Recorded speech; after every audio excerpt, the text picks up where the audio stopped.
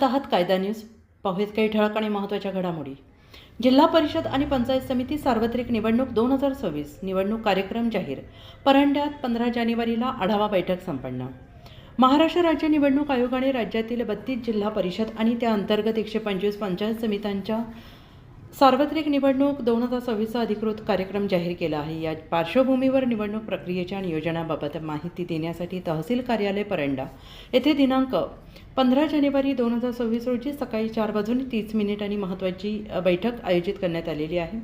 तहसीलदार परंडा यांच्या स्वाक्षरीने प्रसिद्ध करण्यात आलेल्या पत्रानुसार ही बैठक जिल्हा परिषद पंचायत समिती आणि निवडणुकीच्या कामकाजासंदर्भात असून सर्व वृत्तपत्रांचे संपादक प्रतिनिधी पत्रकारांनी उपस्थित राहून सहकार्य करावे असे आवाहन करण्यात आलेले आहे। दरम्यान राज्य निवडणूक आयोगाने जाहीर केलेल्या निवडणूक कार्यक्रमानुसार पुढील प्रमाणे टप्पे निश्चित करण्यात आलेले आहेत। मतदार यादी ग्राह्य धरण्याची तारीख 1 जुलै 2025, निवडणूक कार्यक्रम जाहीर करण्याची तारीख 16 जानेवारी 2026, नामनिर्देशनपत्र दाखल करण्याची मुदत 16 ते 20 जानेवारी 2026, नामनिर्देशनपत्र छाननी 21 जानेवारी 2026, नामनिर्देशन माघारी घेण्याची अंतिम तारीख 23 ते 25 जानेवारी 2026, उमेदवारांची अंतिम यादी प्रसिद्ध 27 जानेवारी 2026, मतदान 4 फेब्रुवारी 2026 सकाळी 7:30 ते सायंकाळी 5:30, मतमोजणी 7 फेब्रुवारी 2026, निवडून आलेल्या सदस्यांची नावे राजपत्रात प्रसिद्ध 10 फेब्रुवारी 2026 पर्यंत। या निवडणुकीमुळे जिल्हा परिषद आणि पंचायत समित्यांच्या राजकारणात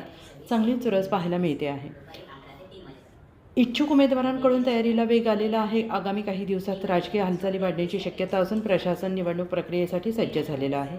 निवडणूक कार्यक्रमाची अंमलबजावणी सुरळीत पार पाडण्यासाठी पत्रकारांची भूमिका महत्त्वाची असल्याने